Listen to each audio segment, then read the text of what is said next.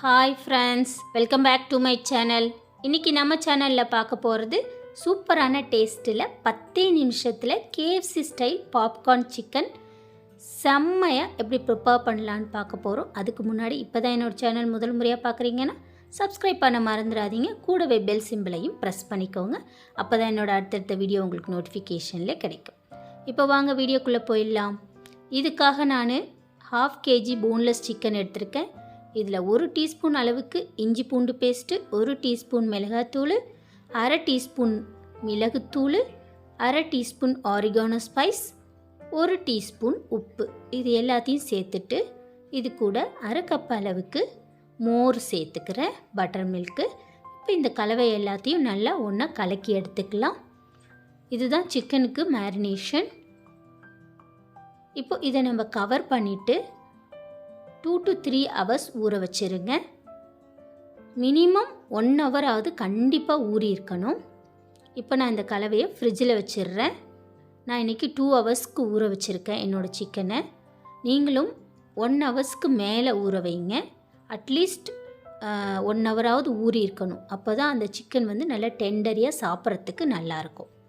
இப்போ நம்ம 2 hours ஊறின சிக்கனை ஃப்ரிட்ஜிலேருந்து எடுத்தாச்சு. இங்கே பாருங்கள், சிக்கன் நல்லா ஊறி அந்த மசாலாலாம் சிக்கனோட நல்லா கலந்து இருக்குது. இப்போ அடுத்ததாக இன்னொரு பவுல் எடுத்துக்கிறேன். இதில் 1 கப்பு அளவுக்கு மைதா மாவு ஆல் பர்பஸ் ஃப்ளோர் சேர்த்துக்கிறேன். இதில் 2 டீஸ்பூன் அளவுக்கு கார்ன்ஃப்ளவர் சேர்க்குறேன், சோள மாவு. இது கூட கொஞ்சம் ஸ்பைசஸும் எடுத்திருக்கேன். 1 டீஸ்பூன் மிளகாத்தூள், 1 டீஸ்பூன் அளவுக்கு onion powder, 1 teaspoon garlic powder, 1/2 teaspoon pepper powder, 1 teaspoon உப்பு. இது எல்லாத்தையும் நல்லா மிக்ஸ் பண்ணி விட்டுக்கிறேன். இதில் நான் தண்ணி எதுவும் சேர்க்கல, ட்ரையாக இது எல்லாத்தையும் மிக்ஸ் பண்ணி எடுத்துக்கலாம். இப்போ நம்ம இதில் வந்து சிக்கனை டஸ்ட் பண்ணி எடுக்க போகிறோம். அதுக்கான கலவை தான் நம்ம ரெடி பண்ணிகிட்ருக்கோம். இப்போ இந்த கலவை ரெடி ஆகிடுச்சு.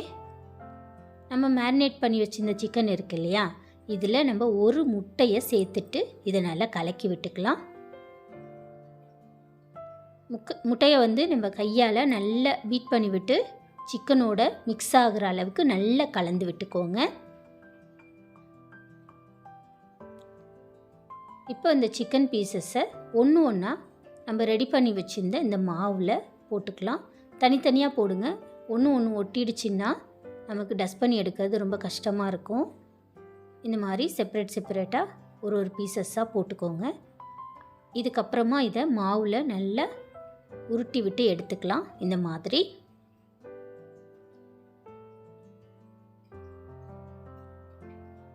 இப்போ இந்த டஸ்ட் பண்ண சிக்கனை ஒரு சீவரில் மாற்றிக்கிறேன். ஏன்னா நம்ம கையால் எடுக்கக்குள்ளே நல்ல மாவு வந்து சலிச்சு கீழே விழாது. அதனால் இந்த மாதிரி ஒரு சீவரில் போட்டுட்டு கலக்குனீங்க அப்படின்னா எக்ஸ்ட்ரா இருக்கிற அந்த மாவெல்லாம் கீழே கொட்டிடும். இப்போ நம்ம ரெடி பண்ணி வச்சுருந்த அந்த பாப்கார்ன் சிக்கன் வந்து டஸ்ட்டில் பண்ணி ரெடி ஆகிடுச்சு. இப்போ எகெயின் நம்ம இதை தண்ணியில் விட போகிறோம். ஏன் அப்படின்னா நம்ம பண்ணியிருக்க அந்த டஸ்ட்டு மாவு வந்து பத்தாது. அதனால் ஒரு தடவை இந்த சிக்கனை ஈரம் பண்ணிவிட்டு மறுபடியும் ஒரு தடவை மாவில் பரட்டி எடுத்துக்க போகிறோம். இந்த ஸ்டேஜில் நீங்கள் இந்த மாதிரி ஒரு தடவை ஈரம் பண்ண பின்னால் மாவில் பரட்டுறதுக்கு பதிலாக ப்ரெட் க்ரம்ஸ்லேயும் பரட்டி எடுத்துக்கலாம். ப்ரெட்டு பொடி இருக்குது இல்லையா, அந்த பொடி ப்ரெட்டை அரைச்சி பவுடர் பண்ணி வச்சுட்டு அந்த ப்ரெட் க்ரம்ஸ் தூளில் இந்த நம்ம நினச்சி எடுத்த சிக்கனை டஸ்ட் பண்ணி எடுத்தும் ஃப்ரை பண்ணலாம். நான் இன்றைக்கி எகெயின் 2வது டைமும் மாவுலே தான் போட்டு ஸ்ப்ரெட் பண்ணி எடுத்து வச்சுருக்கிறேன். நீங்கள் எந்த மெத்தடு உங்களுக்கு பிடிச்சிருந்தாலும் ட்ரை பண்ணி பாருங்கள். இப்போ எல்லா சிக்கனையும் நம்ம ஃப்ளோரில் டஸ்ட் பண்ணி எடுத்து வச்சாச்சு. இப்போ நம்ம இதை ஃப்ரை பண்ணுறதுக்கு ரெடி பண்ணிக்கலாம். ஒரு கடாய் அடுப்பில் வச்சுக்கிறேன். இதில் தேவையான அளவுக்கு எண்ணெய் சேர்த்துக்கிறேன். எண்ணெயை நல்லா சூடு பண்ணிக்கோங்க. எண்ணெய் வந்து ஓரளவுக்கு மீடியம் ஹீட்டில் இருக்கிற மாதிரி பார்த்துக்கோங்க. ஓவர் ஹீட்டுக்கு விட்டுறாதீங்க.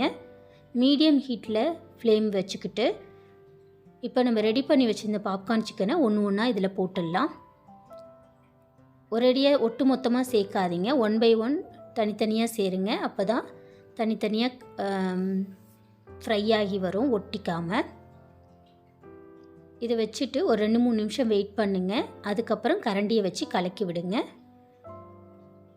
அப்போ தான் அந்த மாவு மேலே இருக்கிற கோட்டிங் வந்து ஓரளவுக்கு வெந்திருக்கும். அதுக்கப்புறம் நீங்கள் கரண்டியை வச்சு கலக்குனீங்கன்னா அது உடையாது.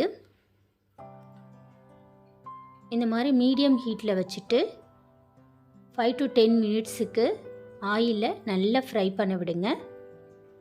ஓவர் ஹீட்டில் வச்சிட்டிங்கன்னா உள்ளே சிக்கன் குக் ஆகாது, மேலே கோட்டிங் வந்து ரொம்ப ப்ரௌனிஷாக ஆகிடும். ஸோ மீடியம் ஃப்ளேமில் வச்சுட்டு பொறுமையாக குக் பண்ணி விடுங்க. பாருங்கள், சிக்கன் நல்லா ஃப்ரை ஆகிடுச்சு. இப்போ இதை எண்ணெயிலேருந்து ரிமூவ் பண்ணிடுறேன். ரிமூவ் பண்ணிவிட்டு ஒரு டிஷ்யூ பேப்பர் பிளேட்டில் மாற்றி வச்சுக்கிறேன். அவ்வளோதாங்க, சூப்பரான டேஸ்ட்டில் KFC ஸ்டைலில் பாப்கார்ன் சிக்கன் வீட்லேயே செம்மையாக ரெடி ஆகிடுச்சு. இது ரொம்ப குழந்தைங்களுக்கு பிடிக்கும், விரும்பி சாப்பிடுவாங்க. இதை நீங்களும் ட்ரை பண்ணி பார்த்துட்டு எப்படி இருந்துச்சுன்னு சொல்லி மறக்காமல் கமெண்ட் பாக்ஸில் கமெண்ட் பண்ணுங்கள். கூடவே என்னோடய சேனல் லைக் பண்ணி ஷேர் பண்ணி சப்ஸ்கிரைப் பண்ணிக்கோங்க. தேங்க்ஸ் ஃபார் வாட்சிங்.